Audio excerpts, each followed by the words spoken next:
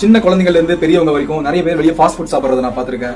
Youngsters நிறைய பேர் போதைக்கு அடிமையாகிறத பார்த்திருக்கேன். ஸோ இந்த மாதிரி எவ்வளவு பேர் வந்து தப்பான விஷயங்களுக்கு அடிக்ட் ஆகி, அது சாப்பாடா இருந்தாலும் சரி, இல்ல போதை விஷயங்களா இருந்தாலும் சரி, அதுல இருந்து மீண்டு வர முடியாம ஒரு நோயில ஒரு டிசீஸ்ல மாட்டிக்கும் போது அவங்களோட லைஃபே வந்து பாத்தீங்கன்னா ஸ்பாயில் ஆயிடுது. இந்த ஒரு பதிவை பார்த்தது எனக்கு ரொம்ப கஷ்டமாயிடுச்சுங்க. ஏன்னா இந்த மாதிரி ஒரு ஃபேமிலி நம்பரை நானும் வந்து இழந்திருக்கேன் சின்ன வயசுல. ஒரு அப்பா தன்னோட குழந்தைங்க கிட்ட கடைசி நொடியில, அதாவது அவர் இறக்க போறாருன்னு அவருக்கே தெரியும், டெட் பெட்ல இருக்காரு. அதாவது அந்த ஒரு மரணப்பிடியில, அதாவது வந்து பாத்தீங்கன்னா இதுக்கப்புறம் அவர் பொழைக்க மாட்டாங்கிறது அவருக்கே நல்லா தெரிஞ்சிருக்கும். அப்போ ஒரு மைண்ட் செட் எப்படி இருக்குன்னு பாத்துக்கங்க.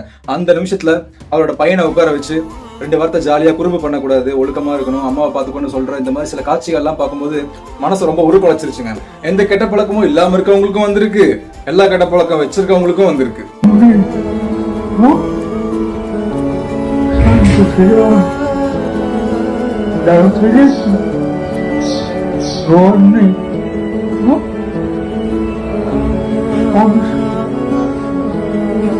தடுக்க முடியா